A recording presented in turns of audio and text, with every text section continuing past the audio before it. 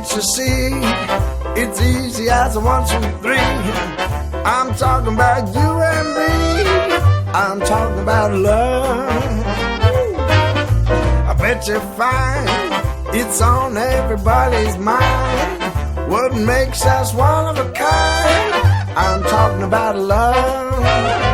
It doesn't matter where you travel, you are sure to see miracles unravel with L-O-V-E. Listen here, the message is loud and clear. Can't help what I feel, my dear. I'm talking about love. For 4 years, I have a magazine, this device, in Amazon.com, and we are translating our. I will give it to you also, yeah, okay. And I'm translate maybe 500 articles of Turkey, and we have so much readers. And have you seen this book in Turkey? This is your. In Turkey, yeah, wow, it must be quite a translation challenge. The life you are born to live, yes. And many people, you are kayda başladın mı? Başladım. Okay. Many people has got to know their life purpose with this book. Good. You cannot even how effective this book in our lives. Well, in my book, I have another book called The 4 Purposes of Life. And that explains that we all have different purposes. In my new book, The 4 Purposes of Life, this is the 3rd purpose. This is the third purpose. Specific to our life path. So it doesn't describe personality or our entire life purpose. For example, you and I share, and everyone shares, a life purpose of learning life's lessons. So this is a large purpose, why we're here. So no one can possibly fail at anything if they learn a lesson from it, because it's all about learning from life. The soul's education, if you will. The 2nd purpose has to do with our career and our calling, how we earn a living and pursuing our interests and our passions. The 3rd purpose is our life path as described in the life you were born to live. And the 4th purpose is maybe the most important one, which I'll be referring to in my talks I'm giving here on location at this event, but it's about our purpose arising in each arising moment, our present moment. So my purpose right now is speaking with you. Oh, and I got so many questions about how can I find my life purpose. This is the right moment for, and they ask me so many times, and I tell them I don't know how can I tell you, but this is the most true people. Now I can ask this question. Of course. And when will this book be published? Well, The 4 Purposes of Life is coming out in paperback in the spring. It's already published in the United States, and it's hard for me to track all the different languages. So I don't know how many books I have in Turkish right now. Many, you can say. Yeah. It really depends on a publisher in the country who wants to publish the book. It's not up to me. As I say, Peaceful Warrior. Yes. Yes, this is the classic, and most of the people you are the first. They are in their path, in their opening. I read it in 1995 while I first get my awakening in road, and I was amazed, especially the last scene where you fallen apart and you died. Right. It was excellent. I might add that I am currently writing a book, the last book in the Peaceful Warrior series. It's called The Hidden School, and it's the 3rd in the Peaceful Warrior trilogy. I have Way of the Peaceful Warrior. Then I wrote a book 10 years later called Sacred Journey of the Peaceful Warrior, which unfolds in Hawaii in a rainforest. Yeah, I read it. You read that? Yes. Now this is finally the 3rd book, which takes place within the original story, and it helps explain what prepared me for the death and rebirth that I describe at the end of Way of the Peaceful Warrior. So The Hidden School is shaping into quite an interesting book. So that will come out in the United States probably next year, and when it comes out in other languages, I don't know. I think we will get them soon because there are so many publishers that are following US, and as soon as they get published and they get to Turkey and we'll read them, very likely. That's very right. likely. And as Maya said, is Socrates a fictional character or a real? Well, people who've seen the movie, they left that very vague in the movie. Yeah. So it's a natural question. But yes, absolutely. Socrates was based on a real flesh and blood old man I met who was a cosmic old fellow in a service station on the corner of the Berkeley campus in the winter of 1966. So he was based on a real man. He became the archetypal teacher through which I conveyed some of the lessons. So yes, he's not a fictional character. He is a real man that I met. Okay. But not all of the events that I describe in The Way of the Peaceful Warrior are factual. That book is unusual in that it is based on my autobiography. Much of the book is true, in fact, but there are fictional elements woven in for the sake of the story and to teach certain lessons. Like jumping to the... Right. It was a literary device. And also, when I feel anger in myself, because I have times that I feel anger, I remember your story that you start to, we first become, we get filled with knowledge of ourselves, and there will be times that we anger and we say, go away, go away. Sure. Then the other line will start. And then, what do you think our world is going? Now, we are in Celebrate Our Life event, and there are so many knowledge around here, but are we real living awakening, or is it a pseudo awakening? We are dreaming as if we are awakened. What do you think about this? Well, you've raised several important topics, I think. Let me address a practical one first before I get cosmic and talk about awakening. Okay? Okay. In terms of emotions, the way I see things today is that it's quite natural for us to feel different things. Emotions are the weather patterns of the body. Sometimes a storm comes up, we feel angry. Sometimes we feel sad, dark clouds. Sometimes we feel happy. Sometimes we feel joyous. Feelings change all the time, like the weather. So I think 3 good guidelines for living well is to accept our feelings and our thoughts as natural to us in the moment. We don't have to fix them, change them. They will change by themselves soon enough. But to accept them as they are. And the second purpose is focusing on behavior.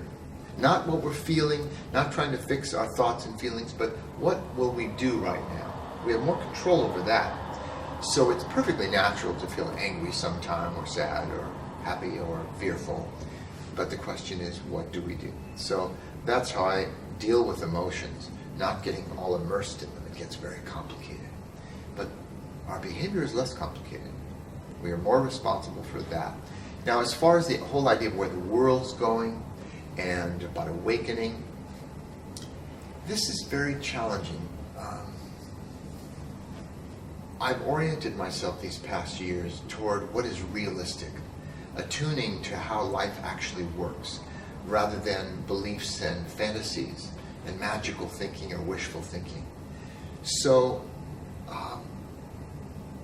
I believe it's a natural progression in our lives that the events of our life teach us. And over time we grow wiser, we get better perspective. So awakening to me is like turning up a dimmer switch gradually rather than snap, all of a sudden we're awake. That's very dramatic. People like that idea. But I think life is a series of moments. We have intelligent moments, stupid moments. We have enlightened moments, ignorant moments. So the challenge is to bring more enlightened moments, more enlightened behavior into our life each day. I mean, my wife is still telling me I don't do the dishes very well when I clean. Yeah. So we're all working. We're all working. I have the same. Yes. I have the same. Yes. I read an article and I get so many complaints. I tell them, oh, I'm getting complaints.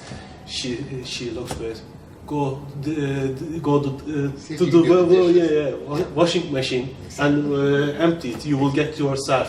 Exactly. Exactly.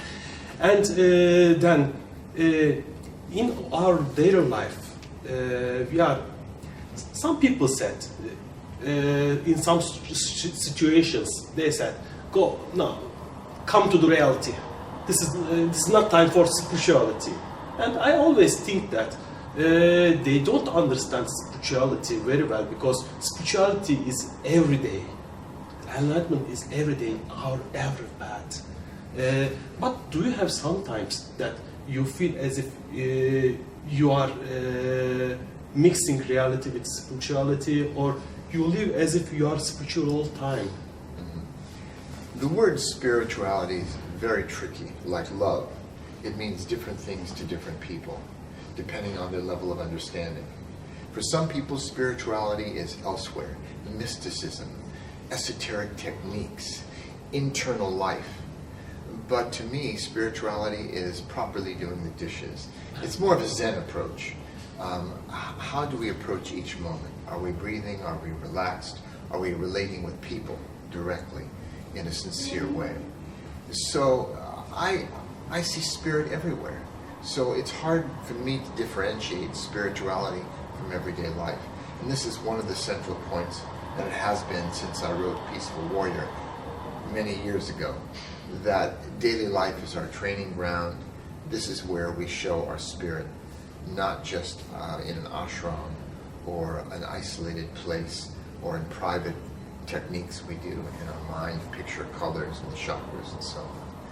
And there is a place for those kind of internal ideas and concentration and meditation.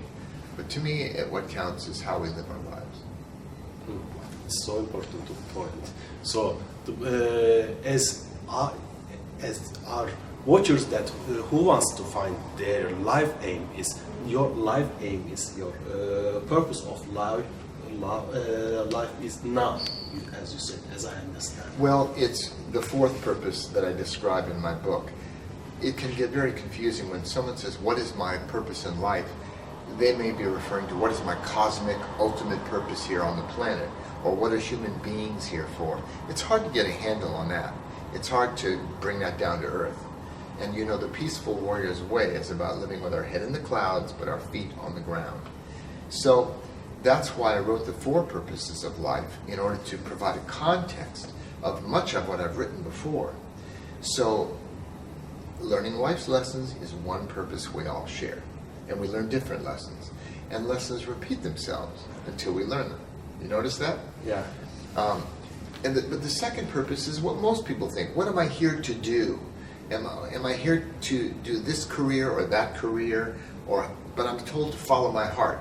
That's about our calling, what we're called to do. It may or may not make money. So it's important to understand the difference between career and our calling. They may be separate, or they may, in my case, they merged into one. It's not necessarily better, though. It's okay to have them separate, too. The third purpose, again, is what I describe in The Life You Were Born to Live, which is about our life path. It's like a hidden calling.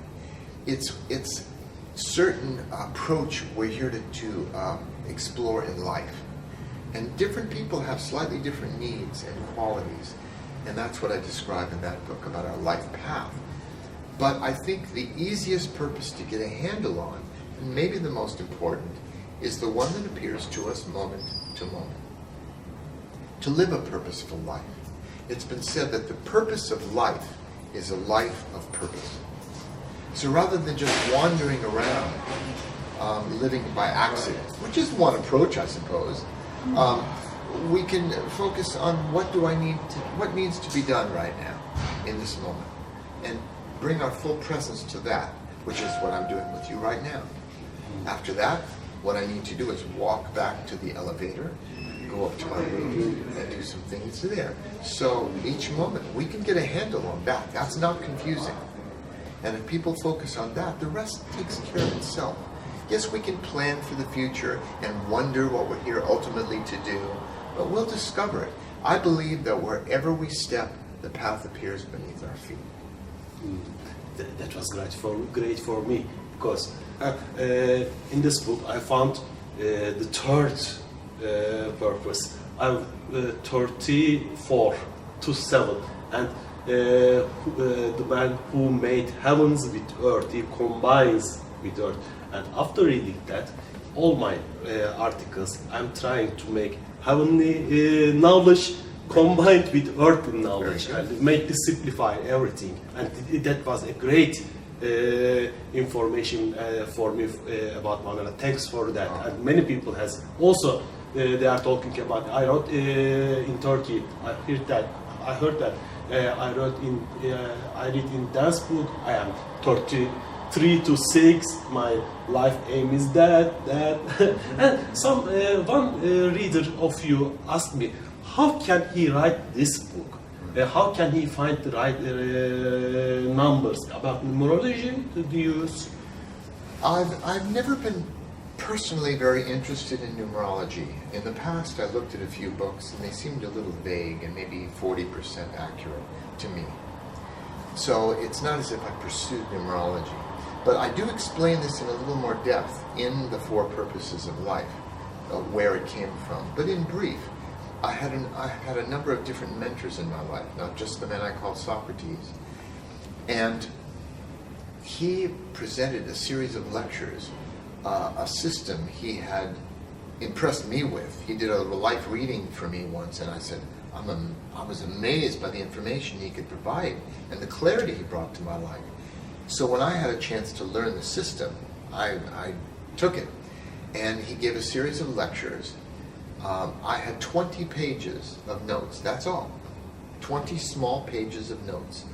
But it was the basics of the system. And it's a particular interpretation of numerological information. Different numerology systems have different interpretations. Some similarities, some differences. But I worked with this material, doing readings for family and friends, anybody who'd listen. And as I got more practiced, I internalized the information and began to do many readings and many consultations with people. It wasn't until 8 years later that I decided it was time to start teaching this system, which I did. And after that, soon after, I said, it's time to write a book. So it developed over almost 10 years after I first learned it. And of course, much more information. Yeah, it's developed. The challenge was synthesizing it and expressing it in a way that would be useful to people. We have many models of life. The idea of God to explain how things happen is one model of reality. Some people believe, some don't. We have metaphysical models to explain life, psychological tests, many different models. So this is one model, and the question is it useful? Any model, that's the main question. Not whether it's true, factual, can be proven, or is scientifically based, because I can't give a scientific explanation for how adding up the numbers of our date of birth can give valid, reliable, useful information, but I know over time it does. It's a platform on which to stand, to see ourselves more realistic, to understand ourselves, and have more compassion for ourselves and for other people. And in the fourth purpose of life, are there any birth date countings? Or? Yes, obviously I couldn't repeat all this information in the Four Purposes of Life, but in that I explained the basics of the system so people could get a grasp of the overall, the numbers and their meanings, and then I say for more information I refer you to the life you were born to live. And will you teach this fourth purpose to other people, and can some people come from Turkey and learn it from you, and maybe they will look after our purposes? Well, I think the best thing... Do you have a plan for that? Not exactly. I mean, I don't... You know, my life has not been so strategic. It's more improvisational. Okay. So I don't have direction or plan where I assume what needs to happen. The first thing is, if a publisher publishes the Four Purposes of Life in Turkey, that will bring some clarity and context. Even though I wrote the book late in my career, after about, I think it's about my 15th book, it's really, for someone just discovering my work, After they read Way of the Peaceful Warrior, probably the two best books to read are Wisdom of the Peaceful Warrior, which clarifies the teachings in the first book, which I wrote 25 years later with more perspective. And the other book is The Four Purposes of Life, because that provides a map. And then they can read Everyday Enlightenment or The Life You Are Born to Live, and they'll see where it fits in the puzzle. Well, I want to thank Dan for all good things that he brings our lives, because I have so much to thank you.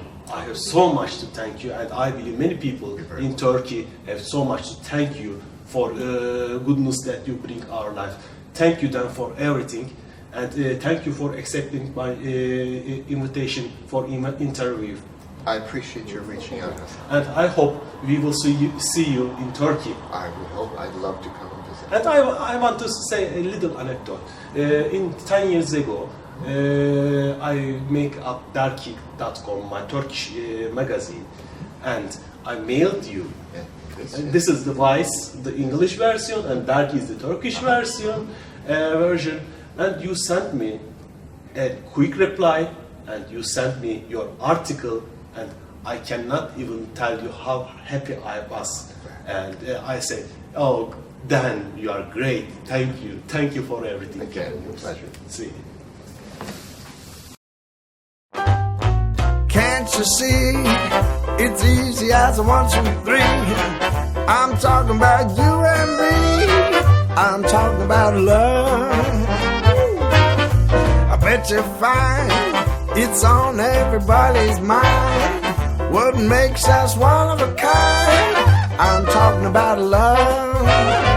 It doesn't matter where you travel, you are sure to see miracles unravel with L-O-V-E. Listen here, the message is loud and clear. Can't help what I feel, my dear. I'm talking about love.